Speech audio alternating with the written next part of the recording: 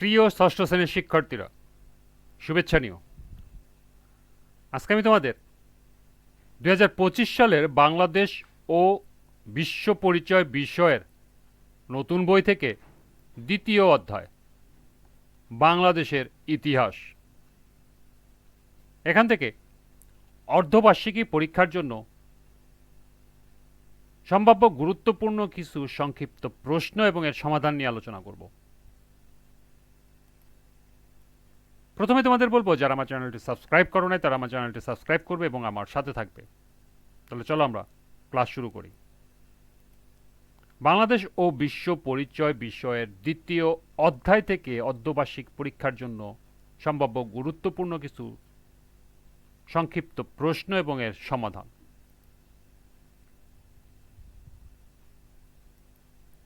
1. বাংলাদেশের কোথায় ও কি কি প্রাগৈতিহাসিক যুগের হাতিয়ার পাওয়া গিয়াছে? প্রাচীনকাল থেকে বাংলাদেশের এই ভূখণ্ডে মানব বসতির অস্তিত্ব ছিল।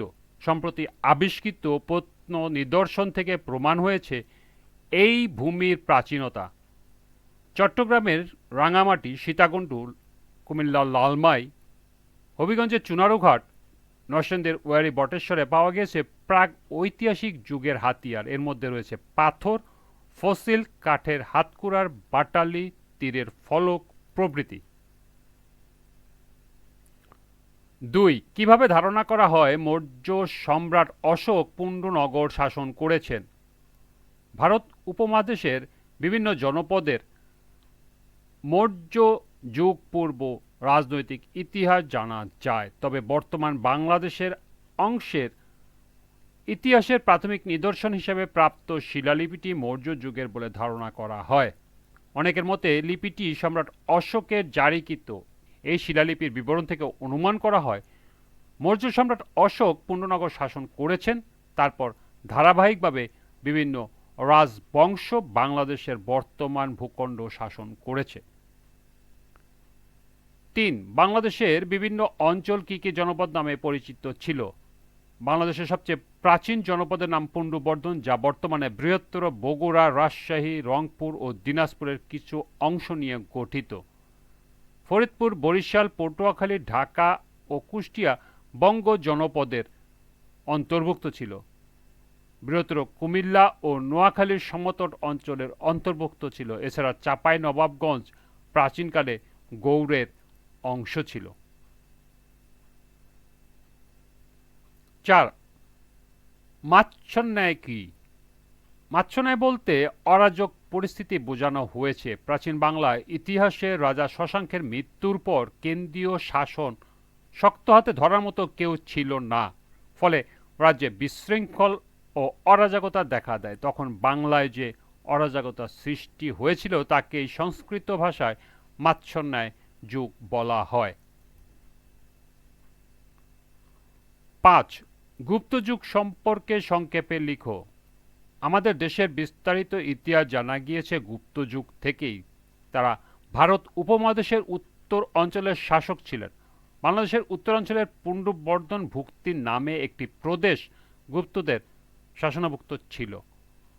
বাংলাদেশ প্রাচীনকালে একক কোনো দেশ ছিল না। বাংলাদেশের বিভিন্ন অঞ্চল তখন পুণ্ড্রবর্ধন, বঙ্গ, সমতট, গৌড়, বরেন্দ্র, হরিকেল প্রভৃতি জনপদ নামে পরিচিত ছিল। 6. শশাঙ্ক শাসক সম্পর্কে সংক্ষেপে লিখো। সপ্তম শতকে শশাঙ্ক নামে একজন প্রতাপশালী শাসকের পরিচয় পাওয়া যায়। তিনি গৌড়ের শাসক ছিলেন। তার উপাধি ছিল গৌড়েশ্বর। তার মৃত্যুর পর প্রায় 100 বছর প্রাচীন বাংলায় কোনো স্থায়ী শাসক ছিল না। বিশৃঙ্খল অবস্থায় বাংলায় ছোট ছোট রাজ্যগুলো নিজেদের মধ্যে কলহ ও যুদ্ধে জড়িয়ে পড়েছিল। 7. পাল রাজবংশ এর শাসন সম্পর্কে সংক্ষেপে লিখো। পাল রাজবংশ বাংলায় দীর্ঘদিন শাসন করে। এই বংশের প্রতিষ্ঠাতা ছিলেন গোপাল। তিনি মাচ্ছন্যায় তথা মাছের রাজত্বের মতো অরাজকতা দূর করে গৌড়ের সিংহাসনে বসেছিলেন। গোপালের পর ধর্মপাল, দেবপাল, রামপাল ও মহিপাল ছিলেন এ বংশের বিখ্যাত শাসক। পাল বংশ প্রায় 400 বছর বাংলা শাসন করেন।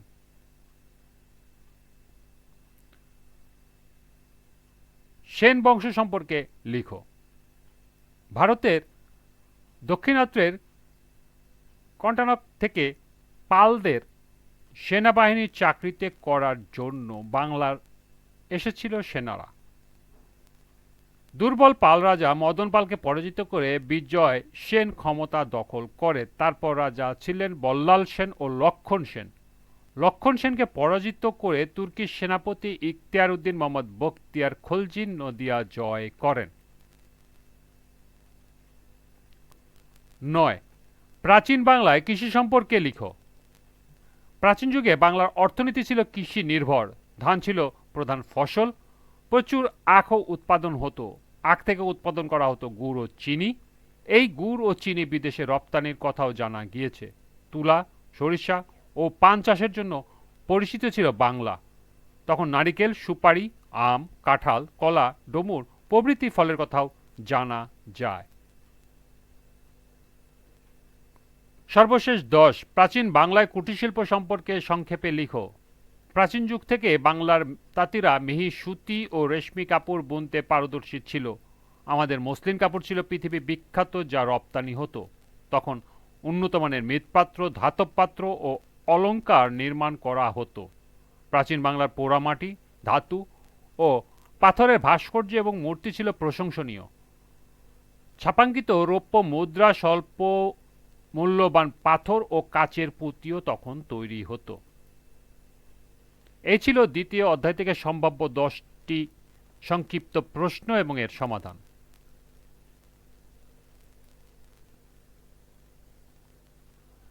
আজকের ক্লাসটি এ পর্যন্তই। পরবর্তী ক্লাসে এই অধ্যায় থেকে আরও 10টি সম্ভাব্য গুরুত্বপূর্ণ সংক্ষিপ্ত প্রশ্ন এবং তার সমাধান দিয়ে দেব। সবাইকে আবারও বলছি, যারা আমার চ্যানেলটি সাবস্ক্রাইব করো নাই তারা আমার চ্যানেলটি সাবস্ক্রাইব করবে এবং আমার সাথে থাকবে। সবাইকে পরবর্তী ক্লাস দেখার আমন্ত্রণ জানিয়ে আজকের মতো আমি এখানেই বিদায় নিচ্ছি।